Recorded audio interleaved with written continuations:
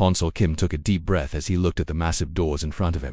The doors were made of some kind of metal that seemed to shine with its own light, and they were taller than any building he had ever seen back on Earth. His hands were shaking just a little, but he forced them to stay still. He was about to make history as the first human to speak to the Glaxy Council. Behind him stood his two companions who had traveled across the stars with him. Dr. Park So-min was adjusting her datapad for the 100th time. That morning she was nervous too, but she hid it better than most people could.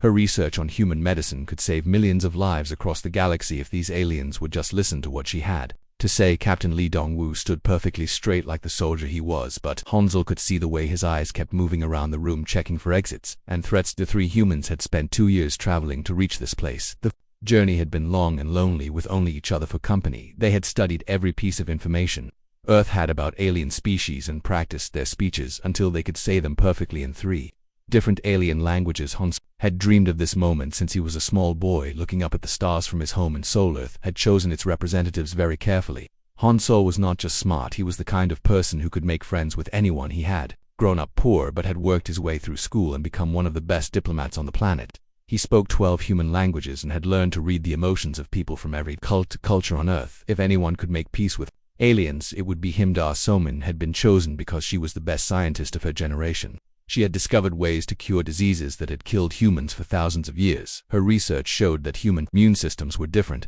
from other species in ways that could help everyone. She genuinely believed that sharing human medical knowledge would be the greatest gift humanity could give to the galaxy. Captain Dong-woo was there because even on a peace mission, someone had to think about security. He was the kind of soldier who had never lost a man under his command and who could spot trouble before it started. He carried only a small sidearm as regulations required, but Hansel knew the captain had other ways to protect them if things went wrong. The doors began to open with a sound like thunder and Hansel felt his heart start beating faster. The chamber beyond was so huge that he could barely see the other side. Thousands of different alien species filled the space, some sitting, some floating, some hanging from the ceiling. The air smelled like flowers and metal and something else he could not identify. As they walked into the chamber, Hansel tried not to stare at the incredible variety of life forms around him. Some aliens looked almost like humans but with blue skin or extra arms. Others were so strange he could not even guess how they moved or ate or thought.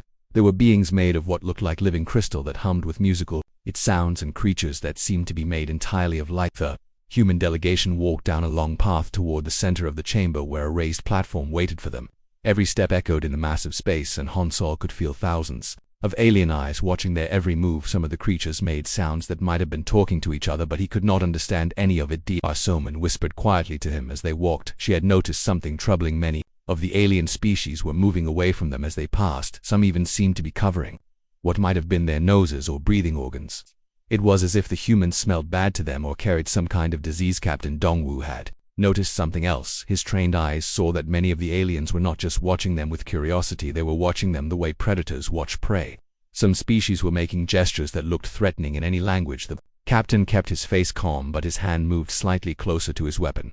When they reached the platform, Hansel looked up at the beings who ruled the galaxy. The tall ones were even more impressive in person than in the pictures Earth had managed. They stood almost 15 feet high with skin that looked like polished silver. Their leader, speaker Veltar, looked down at the humans with eyes that glowed like stars, but there was no warmth in that light. Hansel had prepared for this moment. His entire life he began his speech in the common galactic language that all council members understood. His words were carefully chosen to show respect and friendship. He spoke about humanity's desire to join the galactic community and contribute to peace among all species. But as he spoke, he began to realize that something was very wrong. The aliens were not listening with interest or curiosity. Instead, they seemed angry or disgusted. Some were making sounds that his training told him were expressions of contempt. The beautiful chamber that had seemed so welcoming now felt like a trap. Da So-min tried to step forward to share her medical research, but several alien guards moved to block her path. Their weapons were unlike anything humans that had ever seen, but their hostile intent was clear in any language. She stepped back but kept her datapad ready, hoping for a chance to show what humanity could offer. Speaker Veltar raised one long arm and the entire chamber fell silent. The alien ruler's voice was deep and resonated through the air in a way that made Hansel's bones vibrate. When Veltar spoke, his words were in perfect human English, which somehow made them even more frightening. The speaker told Hansel that the council had been watching humanity for many years. They had studied human history, human behavior, and human biology. They had seen how humans had conquered their own world and driven other species to extinction. They had watched humans wage war after war, even against their own kind, and Sol tried to interrupt to explain that humanity had learned from its mistakes and wanted to do better. But Veltar continued speaking. The alien rulers said that humans were too dangerous to be allowed to spread across the galaxy. They adapted too quickly, survived too easily, and consumed too much. They were what the council called a plague species. Words hit Hansel like a physical blow. Everything he had worked for, everything humanity had hoped for, was crumbling around him, but he refused to give up. He had come here to make peace, and he would keep trying until his last breath. As alien voices began to rise around the chamber in what sounded like agreement with their leader, Hansel realized that this was not a first contact meeting. This was a trial, and humanity had already been judged guilty. The only question now was what the sentence would be. The chamber transformed around them in ways that made Hansel's stomach turn cold. What had looked like a welcoming meeting hall now revealed its true purpose as a courtroom. Lights focused on the human delegation from above, while the alien spectators faded into shadows that seemed to press in from all sides. The platform they stood on was not a place of honor, but a dock for the accused speaker. Veltar's voice boomed through the vast space with the weight of absolute authority when he spoke. Every alien in the chamber fell silent, as if his words carried the power of law itself. Hansel realized with growing horror that this creature was not just a leader but a judge, who had already decided their fate. The charges came like hammer blows against Hansel's hopes for peace. Speaker Veltar declared that humanity stood accused of being a plague species that threatened all life in the galaxy. The evidence, he said, was written in human blood and carved into the bones of every world humans had ever touched. A new voice joined the condemnation, and Hansel turned to see a being that looked like a walking jellyfish with tentacles that glowed brighter as it spoke. The creature's name was hard to pronounce, but its message was clear in any language. Humans were destroyers who consumed everything in their path and left only death behind them. Da Somin stepped forward, despite the hostile atmosphere that surrounded them. Her voice shook, but her determination was stronger than her fear. She tried to explain that human adaptability was a gift they wanted to share with the galaxy. Their medical research could cure diseases that had plagued alien species for thousands of years, but her words fell on deaf ears, or whatever organs these creatures used for hearing. A spider-like being with 8 legs and mandibles that clicked like breaking bones made sounds that might have been laughter. It spoke in a voice that buzzed and vibrated through the air, saying that human medicine was just another form of control. Once alien species became dependent on human cures, they would become slaves to human master. Hansel felt his heart sinking as he realized how completely these aliens had misunderstood humanity's intentions. Everything that humans saw as a strength, these creatures viewed as a threat. Human adaptability was not a wonderful trait that helped species survive, but a dangerous weapon that would let humans take over any world they touched. Captain Li Dongwu remained silent throughout the accusations, but Hansel could see the soldiers' training taking over. The captain's eyes were constantly moving, scanning the chamber for threats and exits. His hand had moved closer to his sidearm, not because he planned to fight, but because his instincts told him they were in mortal danger. More aliens joined the chorus of condemnation. A creature that looked like a living tree with bark-like skin and leaves that rustled when it spoke told the chamber about human expansion across Earth. It described how humans had spread from continent to continent, overwhelming every ecosystem they encountered and driving countless species to extinction. Another being that resembled a floating ball of light pulsed with angry colors as it spoke about human warfare. It had studied human history and found nothing but conflict stretching back thousands of years. Humans fought over resources, territory, religion, and ideas that other species could not even understand. They were a species that could not live in peace even with their own kin. Sol tried desperately to defend his people.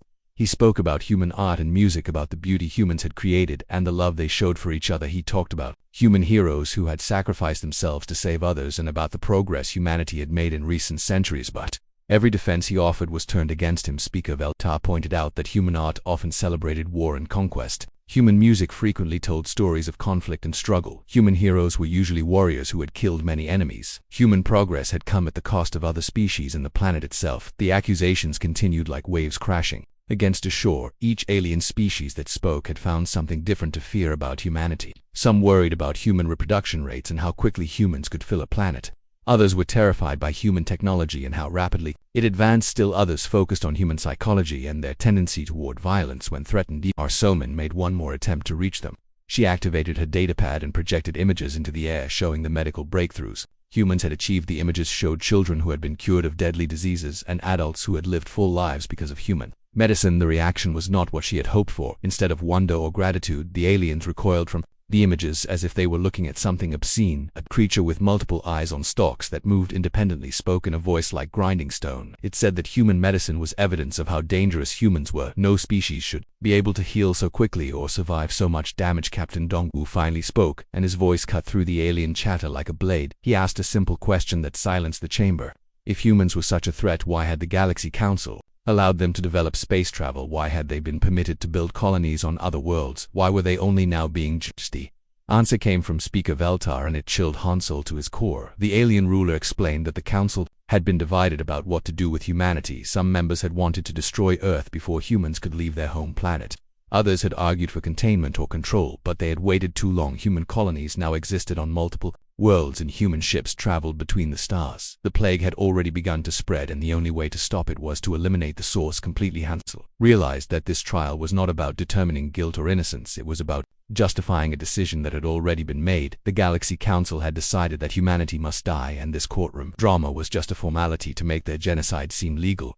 The weight of that knowledge settled on his shoulders like a mountain. He was not just representing humanity in a diplomatic mission. He was watching the aliens build a case for the complete extermination of his species. Every word spoken in this chamber was being used to justify the murder of every human being who had ever lived. As the accusations continued to pile up like stones on a grave, Han Solo looked at his companions and saw the same terrible understanding in their eyes.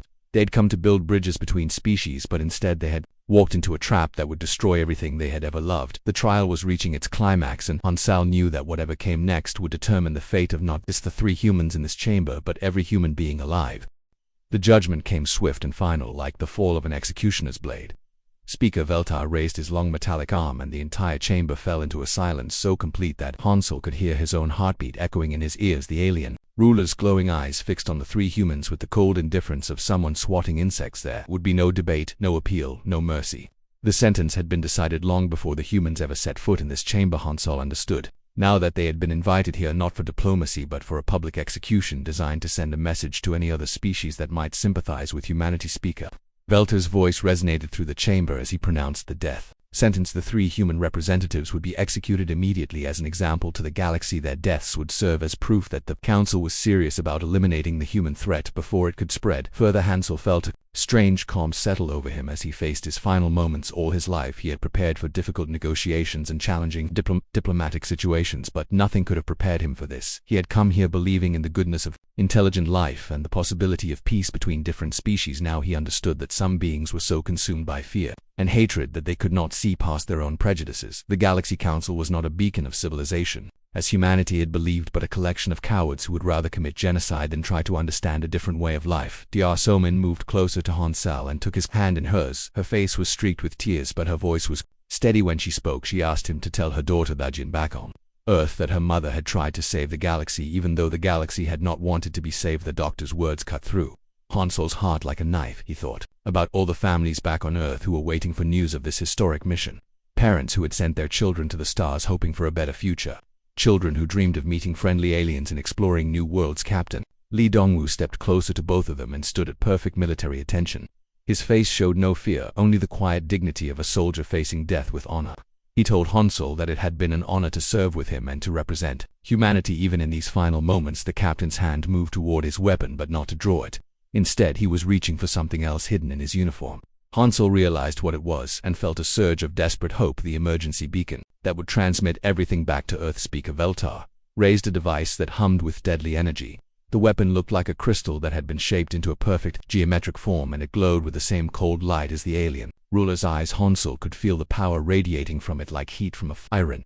These final seconds, Han Solo's mind raced through everything he wanted to say to his people back home. He wanted to warn them about the Galaxy Council's true nature. He wanted to tell them that not all species in the galaxy were evil, but that some were too dangerous to trust. Most importantly, he wanted Earth to know that the 3 humans who died here had not given up hope. They had faced death with courage and dignity. They had tried until the very end to find a peaceful solution, even when it became clear that no such solution was possible. The energy beam struck all 3 humans at the same moment.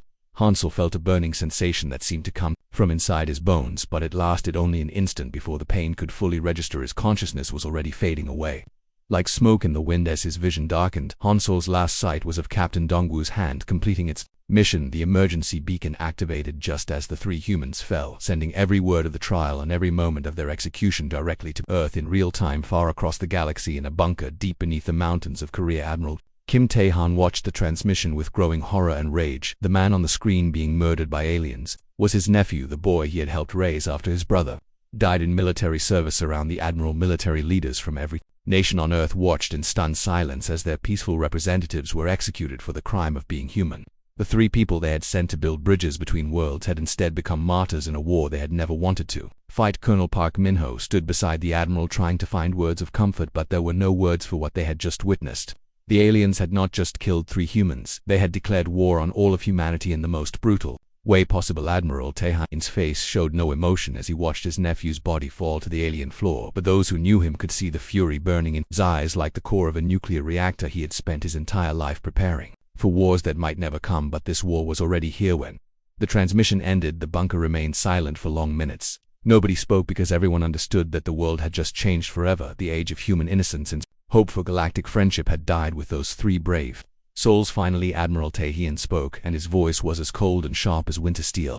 He gave orders that would awaken weapon systems that had been sleeping for decades and activate protocols that had been designed for humanity's darkest hour. The message went out to every military base, every research facility, and every hidden installation on Earth and its colonies. Operation Prometheus was now active. If the Galaxy Council wanted to see humanity as a plague, then humanity would show them exactly what kind of plague they could become. In laboratories around the world, scientists who had spent years developing theoretical weapons began the process of making those theories into reality. In space stations disguised as civilian research facilities, military personnel began powering up weapons that could crack planets. The 3 humans who had died in that alien chamber had succeeded in their mission. After all, they had made contact with the Galaxy Council and delivered humanity's message. It was just not the message anyone had expected to send. The message was simple and would soon be written across the galaxy in fire and blood. If you want a war with humanity, then you will have one, and it will be unlike anything the galaxy has ever seen.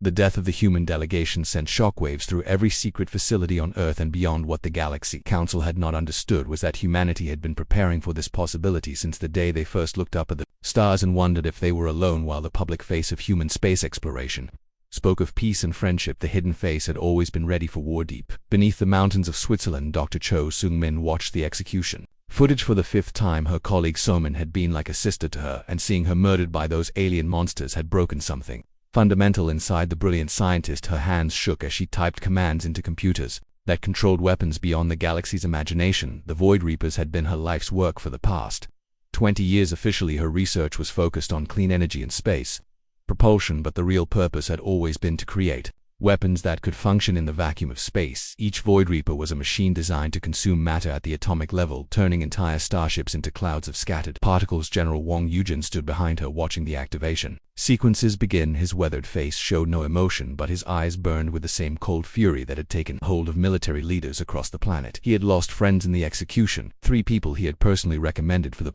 peace mission. The general asked how long it would take to deploy the weapons, and Dr. Seung-min's answer sent chills through everyone in the room. The Void Reapers could be ready in 6 months, but she had other surprises that could be deployed much sooner. The quantum bombs would take a year to build, but the biological adaptation virus could be ready in 3 months. The BAV was humanity's darkest secret, a weapon so terrible that even its creators were horrified by what they had made. It was designed to take humanity's greatest strength, their ability to adapt and survive, and turn it into a weapon of mass destruction. Any alien species infected with the virus would begin evolving rapidly, but without control or direction. Their bodies would try to adapt to environments that did not exist, developing new organs and abilities that would tear them apart from the inside.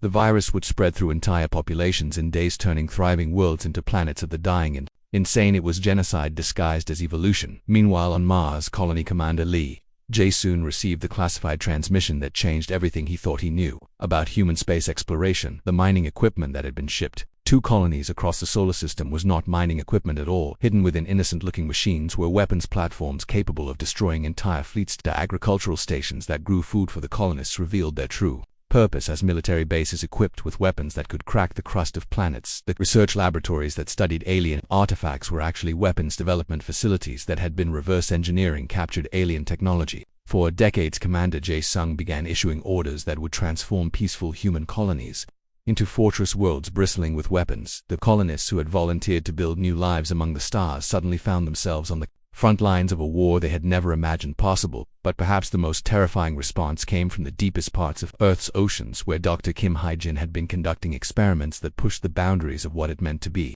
human. The Ocean Depths Research Station had been working with volunteers who had agreed to undergo procedures that would change them at the genetic level. These volunteers were prisoners who had been given a choice between execution and transformation. Most had chosen transformation, not understanding what they were agreeing to. The procedures involved splicing alien DNA recovered from crashed ships into human genetic material, creating beings that were no longer quite human. The results had been Horrifying and wonderful at the same time, the volunteers had gained abilities that seemed impossible: increased strength and speed, senses that could detect things across vast distances, and most importantly, the ability to survive in environments that would kill normal humans. They called themselves the Children of Earth, and they had been waiting for years to prove their worth. When the order came to deploy them, they smiled with mouths that held too many teeth and prepared for missions that would take them to the heart of alien worlds. The Children of Earth were designed to be the perfect infiltrators. They looked almost human until you saw them up close, and by then it would be too late. They could survive in alien atmospheres, adapt to alien diseases, and most importantly, they could pass for members of various alien species long enough to plant the weapons that would destroy entire civilizations. Admiral Tehian coordinated all of these efforts from his command center deep beneath the Earth's surface. He had spent 40 years preparing for a war that he had hoped would never come, but now that it was here, he intended to fight it with every weapon humanity had ever conceived. The Admiral's orders went out to facilities that officially did not exist, to researchers who were supposed to be working on peaceful projects, and to military units that had been training for missions they could never discuss with their families. Every secret program, every hidden weapon, every dark experiment was now being brought into the light. What the Galaxy Council had failed to understand was that humanity's greatest strength was not their adaptability or their technology, but their ability to prepare for the worst while hoping for the best. They had sent peaceful ambassadors to the stars while simultaneously building weapons that could destroy worlds. The aliens had made a critical error in their judgment of human nature. They had seen humanity's history of war and conflict and assumed that this made humans simple and predictable, but they had not understood that human warfare had always been about evolution and adaptation. Every war humans had ever fought had taught them new lessons about survival and victory. They had learned to fight in every environment on Earth, from the deepest oceans to the highest mountains, from frozen wastelands to burning deserts. They had developed strategies for fighting enemies who were stronger, faster, and better equipped. Now would apply all of those lessons to a war unlike any they had ever fought before. The Galaxy Council had started a conflict that would rage across the stars, and when it was over, the survivors would understand why Earth's children had conquered their own world so completely. The awakening had begun, and the galaxy would never be the same. 6 months after the execution of the human delegation, the Galaxy Council received their first hint that they had made a terrible mistake. Long-range sensors detected massive objects emerging from the solar system, but these were not the crude exploration vessels that humanity had been using for decades. These were something entirely new and utterly terrifying. The ships that came out of human space were unlike anything in the Council's vast databases. They were larger than most space stations and bristled with weapons that seemed to bend the very laws of physics. Energy readings from the vessels suggested power sources that should have been impossible for such a young species to develop. Admiral Kim Taehyun stood on the bridge of the flagship Vengeance, named in honor of his murdered nephew and the 2 other humans who had died in the alien chamber. Around him, the finest military minds humanity had ever produced worked with the cold efficiency of a species that had been born in conflict and forged in war. The bridge was a marvel of human engineering, combining technology stolen from alien wrecks with innovations that no other species had ever imagined. Holographic displays showed the positions of every human ship, every alien fleet, and every weapon that was about to be unleashed upon the galaxy. Colonel Park Minho approached the Admiral with a report that would have seemed impossible just months before. The first wave of the human offensive had already begun, and the results were beyond their most optimistic projections. The hybrid battalion had successfully infiltrated 17 Council worlds without being detected. The Children of Earth had proven to be even more effective than their creators had dared hope. Their ability to mimic alien biology allowed them to walk freely among enemy populations while carrying weapons that could destroy entire cities.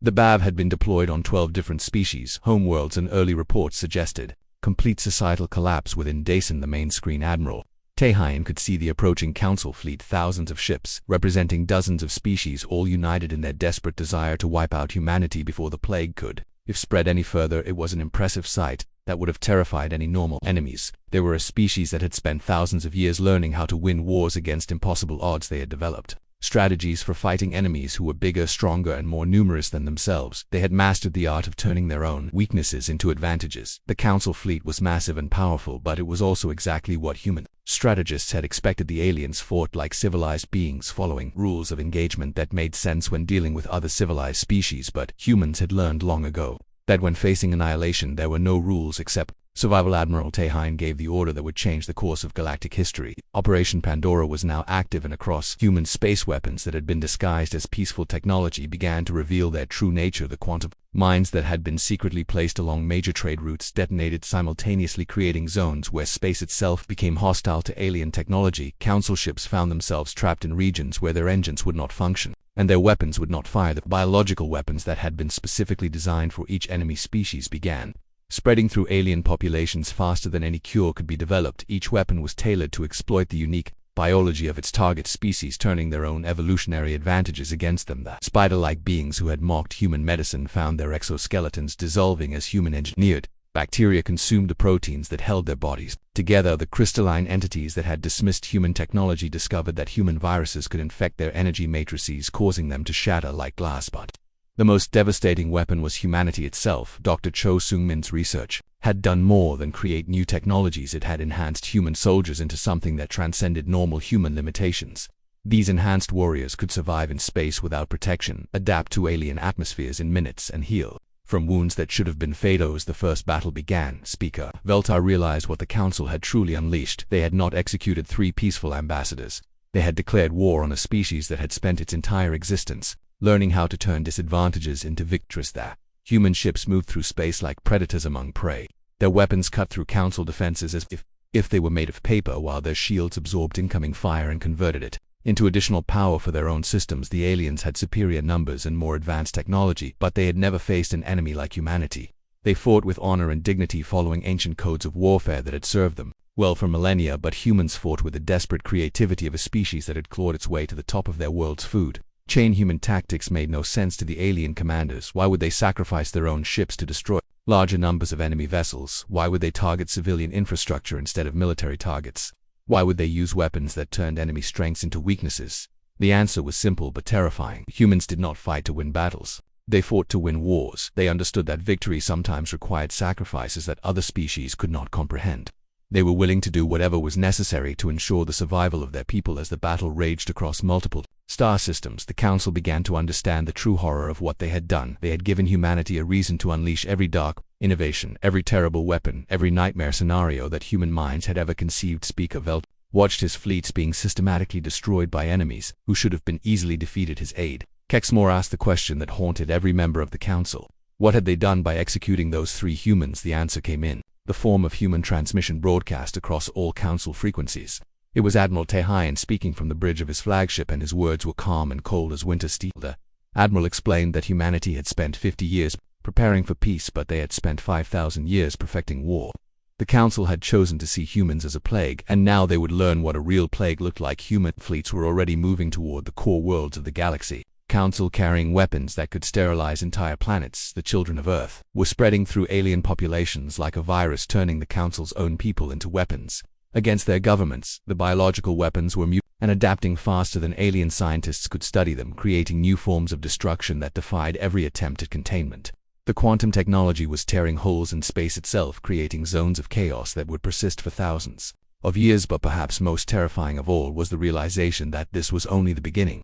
Humanity had revealed only a fraction of their true capabilities. The weapons they were using now were the ones they had been willing to show the galaxy. The real nightmares were still hidden in the depths of human space, waiting to be unleashed. As his flagship died around him, Speaker Veltar finally understood the magnitude of their error. They had not started a war with a primitive species. They had awakened something that had been sleeping in the darkness between the stars. The Galaxy Council had ruled for millions of years, believing themselves to be the pinnacle of civilized behavior, but they had never encountered a species like humanity. A people who could be peaceful diplomats and ruthless warriors at the same time. The war had begun, and when it ended, the galaxy would belong to Earth's children. The Council had sealed their own fate the moment they decided that 3 peaceful humans deserved to die for the crime of being different. Humanity had tried to join the galactic community as friends, but since that had been rejected, they would join it as conquerors, and the stars themselves would burn before they accepted defeat.